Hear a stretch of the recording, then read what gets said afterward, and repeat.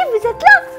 Oh, je suis en train de vous préparer une belle surprise. Reste là. Dans quelques secondes, tu vas pouvoir la découvrir.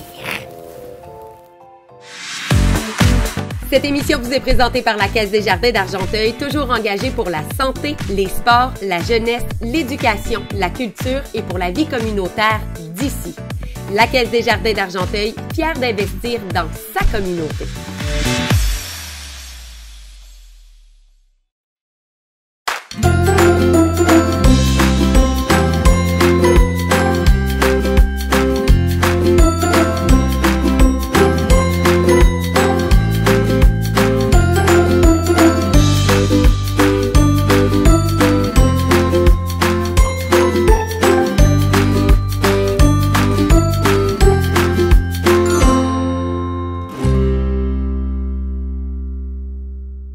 Bonjour les enfants, je m'appelle Françoise et je suis une fée de forêt et je viens te raconter une histoire.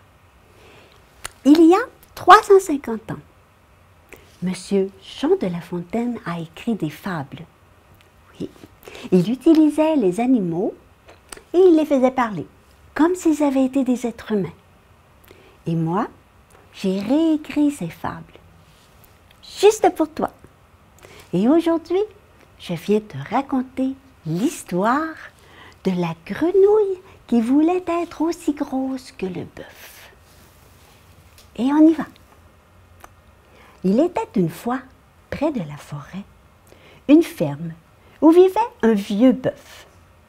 Ce vieux bœuf, qui avait bien fait le travail auquel s'attendait de lui le fermier, vivait maintenant une retraite bien méritée. Il passait donc ses journées à se promener dans les champs, en causant avec les autres animaux, à manger de la bonne herbe fraîche et bien verte, et à se prélasser au soleil. Il venait aussi, quelquefois, se désaltérer dans les temps de la forêt, où il en profitait parfois pour faire une longue sieste. Dans la famille de grenouilles, il y en avait une petite coquine qui passait son temps à rêver, bien installée sur le nénuphar. Elle n'aimait pas beaucoup ce qu'elle était. Elle se trouvait trop petite et trouvait sa vie trop insignifiante. Elle rêvait donc d'être quelqu'un d'autre. Elle était certaine que si elle était plus grande, elle pourrait devenir importante et avoir une vie de vedette. Elle en parlait tout le temps et elle essayait de convaincre sa sœur. Mais sa sœur, elle aimait sa vie. Elle aimait son étang où elle vivait entourée de sa famille et de ses amis. La nourriture était excellente. Elle avait une maison et tellement d'amour. Pourquoi vouloir être quelqu'un d'autre et vouloir une autre vie quand la nôtre est si belle? Elle ne réussissait pas à changer l'idée de sa petite sœur, la coquine. Alors, un jour que le vieux bœuf se reposait près de l'étang, la petite coquine s'approcha de lui. Elle n'en revenait pas de voir comme il était grand et fort. Elle regarda sa sœur et lui dit: « Si j'étais grande et forte comme lui, je pourrais réaliser tous mes rêves. » Elle a cru qu'elle y arriverait en se gonflant d'air. Elle prit de longues inspirations.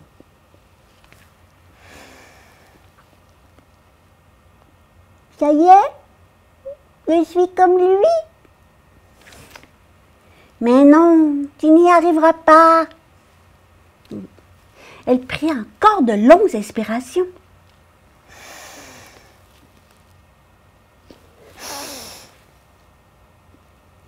Et maintenant, ça y est. Mais non, je te dis que tu n'y arriveras jamais, arrête. Mais la petite coquine, elle s'entêta et continua d'inspirer. Elle s'est tellement gonflée d'air que, d'un coup, on aurait pu la prendre pour un ballon. C'est à ce moment-là qu'elle s'est mise à s'envoler. Elle est montée si haut, par-dessus les nuages, qu'on ne l'a plus jamais revue.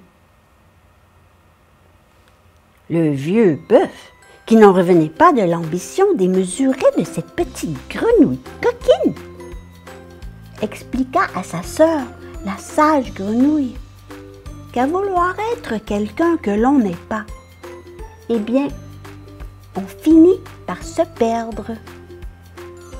Mieux vaut accepter et aimer qui on est, et se faire une vie remplie d'amour, d'amis et de rire. La sage grenouille, triste d'avoir perdu sa sœur pour des rêves, elle retourna trouver sa famille et ses amis dans cet étang, où elle apprécia encore plus sa belle vie de petite grenouille heureuse.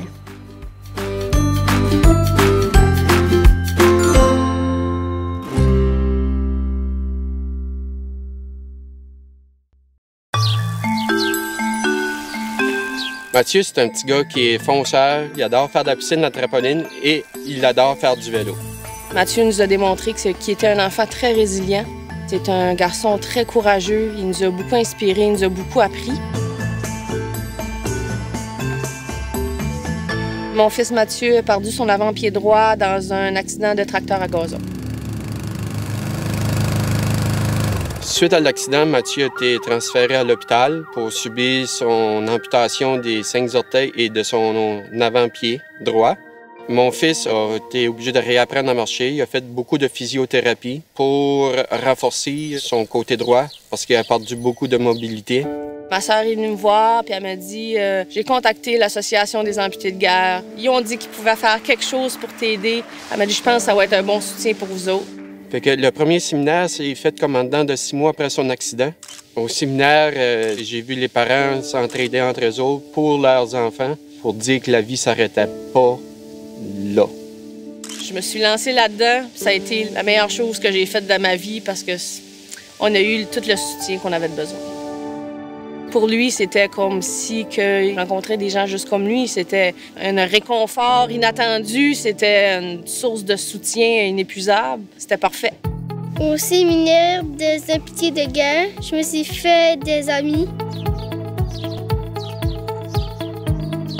C'est important de repérer les dangers avant de commencer à jouer. Mathieu, maintenant, c'est un ambassadeur de la prudence. Il repère plus vite les dangers. Il adore faire des conférences dans les écoles. Il adore s'impliquer pour la cause. J'ai un message très important pour tous les enfants. Jouez prudemment.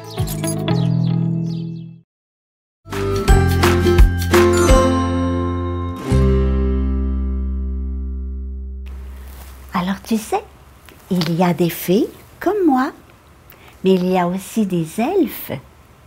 Il y a des mini-fées et des mini-elfes. Et mon ami Marc-Antoine, un elfe d'école, il a demandé à son groupe de mini-elfes et de mini-fées de dessiner l'histoire que tu viens d'entendre. Et grâce à Sylvain, c'est mon ami, l'elfe de la caméra.